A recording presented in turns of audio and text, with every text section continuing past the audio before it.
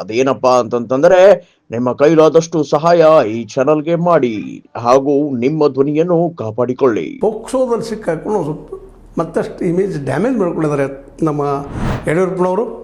ಆದರೂ ವಿಜಯೇಂದ್ರ ಅವ್ರನ್ನ ಮುಂದೆ ಮಾಡಿಕೊಂಡು ಹೋಗುವಂಥ ಎಲ್ಲ ಸಾಧ್ಯತೆಗಳು ಕಾಣ್ತಾ ಇದ್ದಾವೆ ಬಿ ಜೆ ಪಿಗೆ. ಯಾಕಂದರೆ ಎಷ್ಟೋ ವಿಚಾರ ಮಾಡಿದರು, ಎಷ್ಟೋ ಒಂದು ಚಿಂತನೆ ಮಾಡಿದರು.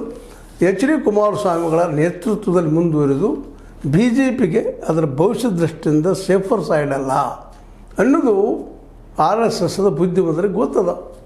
ಅವ್ರು ತಮ್ಮದೇ ಅಂತ ಒಂದು ಕೆಡಲ್ ಬೆಳೆಸ್ಕೊಳ್ತಾ ಇದ್ದಾರೆ. ತಮ್ಮದೇ ಅಂತ ನಿಷ್ಠಾವಂತ ಒಬ್ಬ ಹೋರಾಟಗಾರರನ್ನು ಅಥವಾ ಕಾರ್ಯಕರ್ತರ ಪಡೆಯನ್ನು ತಯಾರು ಮಾಡ್ಕೊಂಡಿದ್ದಾರೆ. ಈಗ ಆ ದಿಶೆಯಲ್ಲಿ ವಿಜೇಂದ್ರ ಅವರು ಎಷ್ಟು ವಿಶ್ವಾಸಾರ್ಹರೋ ಅಷ್ಟೊಂದು ದೊಡ್ಡ ವಿಶ್ವಾಸಾರ್ಹ ಎಚ್ ಡಿ ಕೆ ಅಲ್ಲ.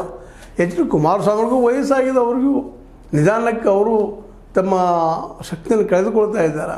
ಇಂಥ ಸಂದರ್ಭದಲ್ಲೇ ನಮ್ಮ ವಿಜೇಂದ್ರ ಅವರಿಗೆ ಒಂದು ಶಕ್ತಿ ಕೊಡುವಂಥ ಕೆಲಸವನ್ನು ಬಿ ಎಲ್ ಸಂತೋಷ್ ಅವರು ಮಾಡ್ತಾ ಇದ್ದಾರೆ ಅಂತ ಅನ್ನಿಸ್ತಾ ಇದೆ.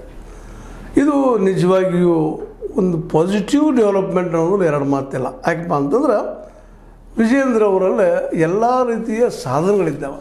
ಪಕ್ಷ ಕಟ್ಟುವ ಜ್ಞಾನ ಇದ್ದಂಥವರು, ಕರ್ನಾಟಕದಲ್ಲಿ ಲಿಂಗಾಯತ ಸಮುದಾಯದಲ್ಲಿ ಒಳ್ಳೆಯ ಹೆಸರು ಮಾಡ್ಕೊಂಡಂಥ ಯಡಿಯೂರಪ್ಪನವರು, ಅವ್ರ ಜೊತೆಗೆ ವಿಜೇಂದ್ರ ಅವರ ವಾಕ್ಚಾತುರ್ಯ ಜೊತೆಗೆ ಅವರು ತಮ್ಮ ಏನಪ್ಪ ಅಂದರೆ ವಿಚಾರಗಳ ಮೂಲಕ ಜನರಿಗೆ ಮುಟ್ಟಿದಂಥ ರೀತಿ ಇವೆಲ್ಲ ಇವತ್ತು ಬಿ ಜೆ ಪಿಗೆ ಹೊರ ಆಗುವಂಥ